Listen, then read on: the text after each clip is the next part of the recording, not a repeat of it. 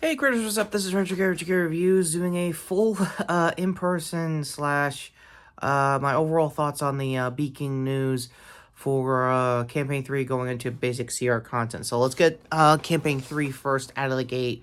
Wow, that was a lot of Dark Ferns. Yeah, so there's not really much to be mentioned here other than Fern's dad showed up, and long story short, a certain Essex from Campaign 2 showed up.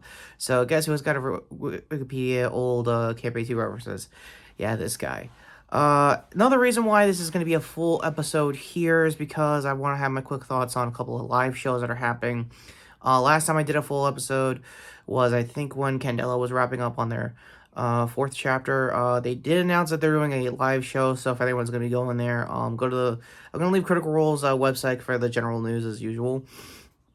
As for the big stuff, yeah, also speaking of live shows, Bell's Hells will probably do a live taping of, I think a regular episode, also as a live show. So, again, same thing, go to their main website down below.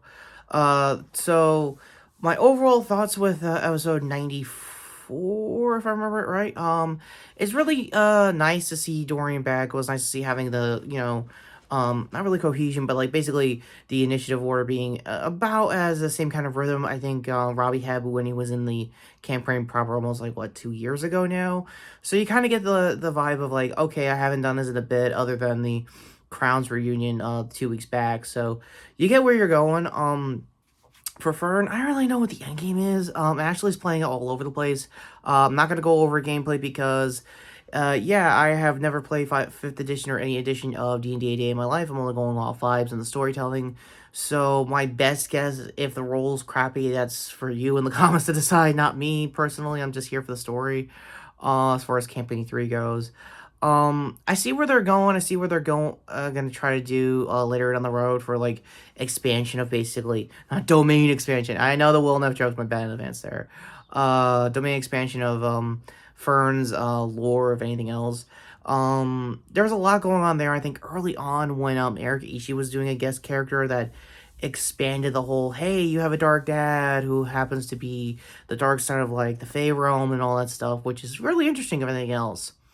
Overall, it's a good episode. I don't do ratings for pretty much all of Campaign 3 because how could you? There's like over 90 plus episodes going on, almost 100 now, so not happening that way. So back on the news, this is my general thoughts on Beacon. It's a good web membership idea, if anything else. Keep in mind this is me before having to explain how RT first used to work for my final, I guess, review of Earth vs. Blue Restoration, where I think that was the final season name. So no card yet because I'm doing this video before my review, so I don't know if that's gonna come out first or this. So either way, future links just in case.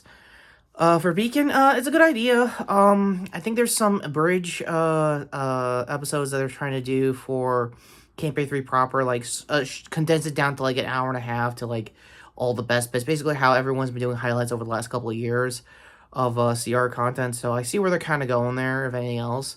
I just realized I look more Orm here, so let me just say for I guess Liam O'Brien's end for Orm in last week's episode. It was actually pretty good, decent combat like usual. Orm pretty much being the back of the initiative order, in case you could tell. I don't know how Laura's getting crappy rolls lately. Probably the dice. Don't want to say it's cursed. I don't even want to know there. Also, speaking of going back on 94, Matt got lucky rolls, and I'm sorry for the Bush meme on that one on my live blogs. In case you guys follow, go to my Tumblr down below for that. Let me just wrap up on the news and my general thoughts.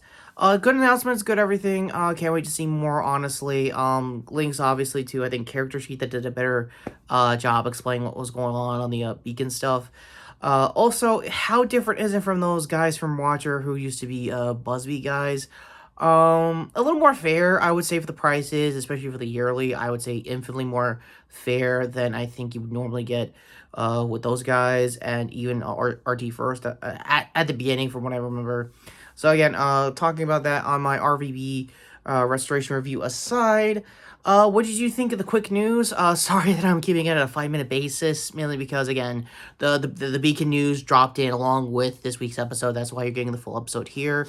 And hopefully, with regular schedule, I guess, shorts content coming back. Speaking of, hand here to the last week's short.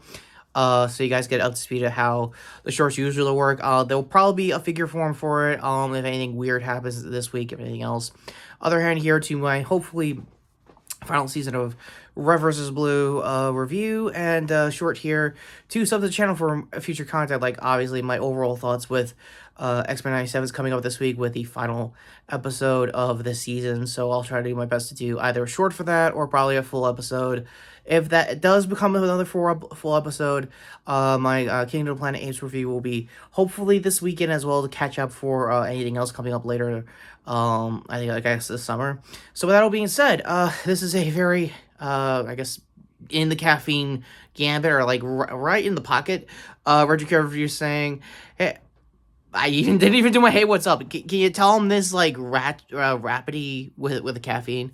Anyway, take care, subscribe, and yeah, is it Thursday yet? Or, like, what's the week order? What's the initiative order for that?